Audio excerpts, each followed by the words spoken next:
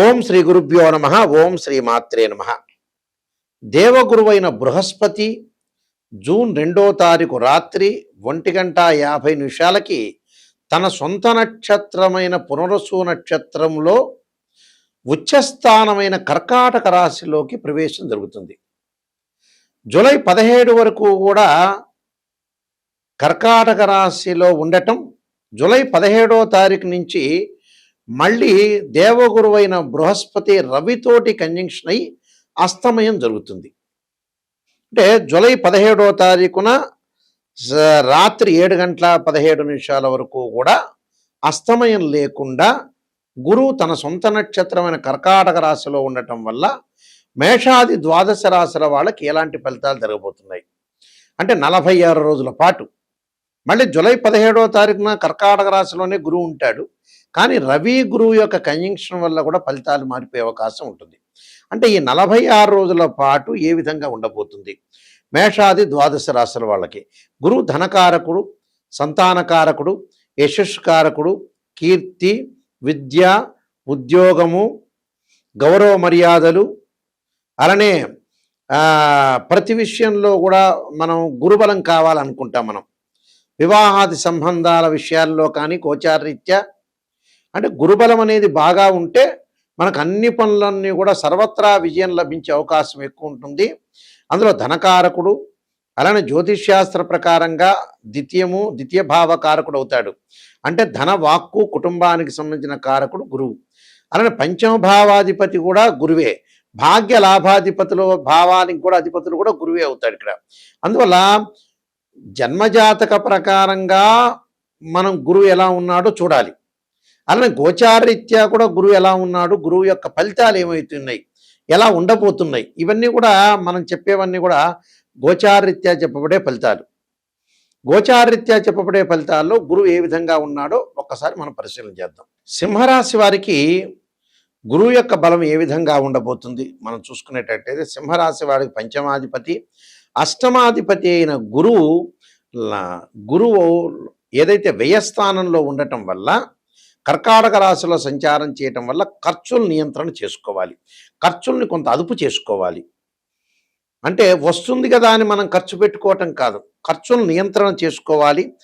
ఊహించిన విధంగా ధనం ఖర్చు కావటం, హాస్పిటలైజేషన్కి డబ్బులు ఖర్చు కావటం, ఆరోగ్యపరంగా ఇబ్బందులు జరగకుండా చూసుకోవాలి.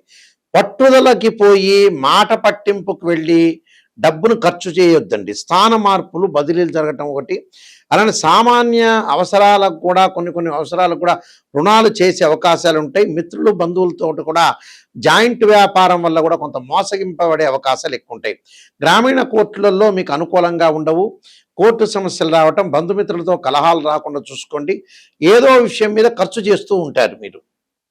అయితే అందులో 50% మంచి ఖర్చు చేస్తారు, 50% చెడ్డగా ఖర్చు చేస్తారు. 50% మంచిగా అంటే ఏమిటి? వివాహ శుభ కార్యక్రమాలు చేస్తుంటారు, పిల్లల యొక్క చదువులు, విదేశాలకు వెళ్ళే అవకాశాలు, విదేశాల్లో పెట్టుబడులు పెడతారు, అలానే విదేశాల్లో ముందుకు వెళ్ళే అవకాశాలు ఎక్కువ ఉంటుంది. వృత్తి, ఉద్యోగ, వ్యాపార రంగాల్లో విశేషమైన కృషి చేస్తారు. 50% దానికి పెట్టుబడి పెడతారు. 50% అనవసరంగా ఆరోగ్యపరంగా నష్టం జరగటం, ఆరోగ్యపరంగా ఇబ్బందులు, అనవసరమైన ఖర్చులు, చేసిన పనే మళ్ళీ రిపీట్గా చేయటం, పెండింగ్ ప్రాజెక్టుల్లో కొంత ఆలస్యం జరిగే అవకాశాలు ఎక్కువ ఉంటుంది. వృధా ప్రయాణాలు, చేసిన పనే మళ్ళీ చేసి దానివల్ల డబ్బులు ఖర్చు అయ్యే అవకాశాలు ఎక్కువ ఉంటాయి. కాబట్టి ఇలాంటి విషయాల్లో కొద్ది జాగ్రత్త ఉండి, విద్యార్థులు కూడా చదువు మీద బాగా శ్రద్ధ పెట్టండి. దక్షిణామూర్తి యొక్క స్తోత్ర పాలనం చేస్తే మీకు మంచి జరిగే అవకాశాలు ఎక్కువ ఉంటుంది. వివాహ శుభ కార్యక్రమాలు వాయిదా పడే అవకాశాలు ఎక్కువగా ఉంటాయి. అలానే ఆందోళన చెందాల్సిన పనేమీ లేదు. వాయిదా పట్టుంది, మానసికంగా ఆందోళన కలిగే అవకాశాలు కూడా ఎక్కువగా ఉంటాయి. నేను కొన్ని పరిహారాలు చెప్పబోతున్నాను, ఆ పరిహారాలు మీరు పాటించండి, మీకు మంచి జరిగే అవకాశాలు ఖచ్చితంగా ఉంటాయి. మన జాతకంలో ఎప్పుడైనా సరే 2 ఉంటాయి. ఒకటి బర్త్ చార్టు, రెండోది గోచారం. ఇప్పుడు ప్రస్తుతం చెప్పబోయేది ఏంటంటే ఇవన్నీ గోచార ఫలితాలు అంటారు. గోచార పరంగా తన రాశి దగ్గర నుంచి 2, 5, 7, 9, 11 స్థానాల్లో ఉంటే గురువు మంచివాడు అని అర్థం. ఇది గోచారం, గుర్తుపెట్టుకోవాలి. అంటే this is the translate system.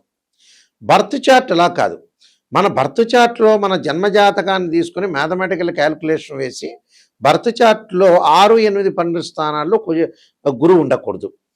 అంటే 6వ స్థానం, 8వ స్థానం, 12వ స్థానంలో గురువు ఉంటే డబ్బు పరంగా ఆర్థిక సంబంధాల విషయంలో కొంత ఇబ్బందులు కలిగే అవకాశాలు బాగా ఎక్కువ ఉంటాయి. అంటే డెవలప్మెంట్ ఉండదు అని అర్థం. గురువు రాహుతో కానీ కేతువుతో కానీ శనితో కానీ కలిసి ఉండకూడదు. గురువు ఆరుద్ర స్వాతి శతభిషము అలానే అశ్వని మఖ మూలా నక్షత్రంలో కానీ పుష్యమి అనురాధ ఉత్తరాభాద్ర నక్షత్రంలో కలిసి ఉండకూడదు. అంటే రాహుతో కానీ కేతువుతో కానీ శనితో కానీ కంజంక్షన్ కాకూడదు. 6, 8, 12 స్థానాల్లో జన్మజాతక రీత్యా ఉండకూడదు. గోచారరీత్యా మళ్ళీ విధానం వేరు, దాని కండిషన్ వేరు. గోచారరీత్యా తన రాశి నుంచి 2, 5, 7, 9, 11 స్థానాల్లో ఉంటే గురువు మంచివాడని అర్థం. ఇక్కడ గురుబలం అనేది మనం తక్కువ ఉంటే ఏం చేయాలి? గురువుకి అధిదేవత, అధిష్టాన దేవత, అంతరిక్ష దేవతలు కొంతమంది ఉంటారు. అంటే అక్కడ అంతరిక్ష దేవత అయిన తారామహాదేవి యొక్క స్తోత్రాన్ని పారాయణం చేయాలి. అలానే ఇంద్రాణిని అంటే ఇంద్రుణ్ణి పూజ చేయాలి. ఇంద్రాణిని యొక్క స్తోత్ర పారాయణం చేయాలి. అమ్మవారి యొక్క ఆరాధన, దత్తాత్రేయ స్వామి యొక్క కవచము, దత్త పారాయణం చేసుకోవాలి. అంటే సంతాన కారకుడు, సంతానం లేని వాళ్ళు కొంతమంది ఉంటారు. సంతాన కారకుడు గురువే. సంతాన పరంగా దోషం కలిగిందనుకోండి, సంతాన గోపాలకృష్ణ మంత్రాన్ని చదువుకోవటం, దత్తాత్రేయ స్వామి యొక్క కవచము, దత్త పారాయణము, బృహస్పతి పాశుపతాశ్రుద్రాభిషేకం చేసుకోవటం, అలానే బృహస్పతి హోమము, శనగలు దానం చేయటం, ఆ శనగలకు సంబంధించిన ఎల్లో పసుపు కలరు క్లాత్ని దానం చేయటం, అంటే పసుపు రంగు కలిగిన వస్త్రాన్ని దానం చేయాలి, శనగలు దానం చేయాలి. శనగలతో చేసిన వంటకాన్ని దేవాలయంలో ప్రధాన అర్చకులకు ఇచ్చి గురువారం రోజున చక్కగా భక్తులకు వితరణ చేయమని చెప్పాలి. గురువును పూజ చేయాలి, గురువులను పూజ చేయాలి. దత్తాత్రేయ స్వామి కవచాన్ని, దత్తపారాయణాన్ని చదువుకోవాలి. అలానే దేవానాంచ ఋషీనాంచ గురుకాంచన సన్నిభం బుద్ధిమతం త్రిలోకేశం తమ నమామిం బృహస్పతిం అనే మంత్రాన్ని కూడా చదువుకోవటం చాలా మంచిది. అంటే ఇవన్నీ కూడా చేస్తే సంతానము, అలానే యశస్సు, కీర్తి, ధనలాభం, ఆర్థిక సంబంధాలు, గౌరవ మర్యాదలు, అలానే విద్య యందు అనుకూలంగా కూడా ఉంటుంది. అంటే విద్యార్థులకు కూడా గురువు యొక్క బలం అనేది ఉండాలి. విద్యార్థులకు కూడా బలం ఉండాలంటే గురువు యొక్క ఆరాధన చేయాలి. అలానే దక్షిణామూర్తి స్తోత్రాన్ని పాలన చేయాలి. చేయటం వల్ల మనకు మంచి ఫలితాలు జరిగే అవకాశాలు ఖచ్చితంగా ఉంటాయి. అయితే నేను కాలసర్పయోగము, కాలసర్పయోగ చంద్రిక, రాహుకేతులు, ఛాయాగ్రహాలు, అలానే స్వప్నశాస్త్రము, పుత్రగణపతి వ్రతము, బృహత్ పరిహార సింధు, జాతక చంద్రిక, వివాహ మార్తాండము, అలానే నవగ్రహ దోషాలకు 12 మహావిద్యలు, సర్వదేవతా గోత్రలు ప్రవలు పార్ట్ 1, పార్ట్ 2, ఇలాంటి చాలా గ్రంథాలన్నీ కూడా నేను రాశాను. ప్రొడక్షన్ ఆఫ్ ఆస్ట్రాలజీని ఇవన్నీ కూడా రాజమండ్రి వారి మోహన్ పబ్లికేషన్ వారి దగ్గర ఇవన్నీ కూడా గ్రంథాలన్నీ దొరుకుతాయి. ఈ గ్రంథాలు కావాల్సిన వాళ్ళు కూడా నన్ను సంప్రదించవచ్చు. అలానే ఎప్పుడైనా సరే జాతకాన్ని చూపించుకునేటప్పుడు ఎవరైనా సరే మమ్మల్నే కాదు ఎవరిని మీరు ఆస్ట్రాలజర్ని అప్రోచ్ అయినా ఫస్ట్ నెగిటివ్ తెలుసుకోవాలి.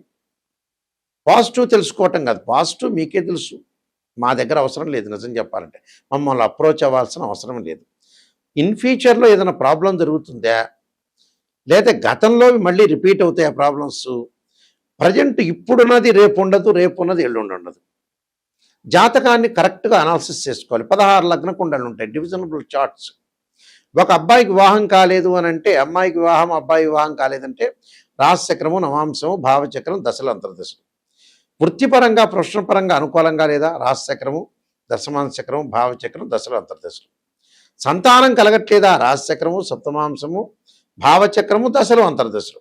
ఇలాంటి మ్యాథమెటికల్ క్యాలిక్యులేషన్ చేయాలి.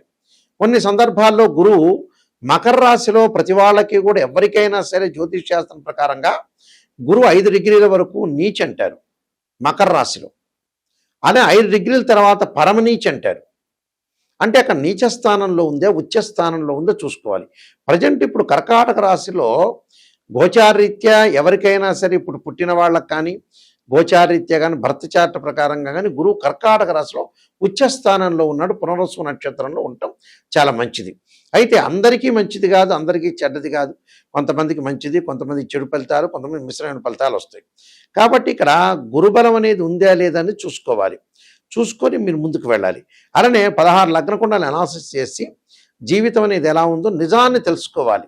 నిజాన్ని తెలుసుకోలేదనుకోండి మనం అసత్య ధోరణిలో ఉన్నట్టే, మనల్ని మనం మోసం చేసుకున్న వాళ్ళం అవుతాం. ఓపెన్గా చెప్పాలంటే. ఆస్ట్రాలజర్ చెప్తారు, పొగడండి అంటే 10 నిమిషాలు ఎవడైనా పొగుడుతాడు, పక్కనోడు పొగుడుతాడు, ఇంకోటి పొగుడుతాడు. పొగట్టం కాదు, పొగిడేటట్టయితే ఆస్ట్రాలజీ చెప్పించుకోకూడదు. నిజం చెప్పాలంటే మొహమాటం లేదు ఇందులో. నిజాన్ని తెలుసుకొని నాయకంటి మల్లికార్జున శర్మ గారి దగ్గర నేను బాగుపడాలనే వ్యక్తులు మాత్రమే మాకు ఫోన్ చేయండి. మా వెబ్సైట్ www.nayakanti.com, nayakanti.in. ఆ స్క్రీన్ మీద స్క్రోలింగ్ అవుతున్న నెంబర్కి మాకు ఫోన్ చేసి మీరు తెలుసుకోవచ్చు. మీ అందరికీ కూడా శ్రీ పరమేశ్వరుడి యొక్క కరుణాకటాక్షం ఉండాలని, శ్రీ పరమేశ్వరి యొక్క అమ్మవారి యొక్క కరుణాకటాక్షం ఉండాలని ఆశిస్తూ సర్వే జనా సుఖినో భవంతు.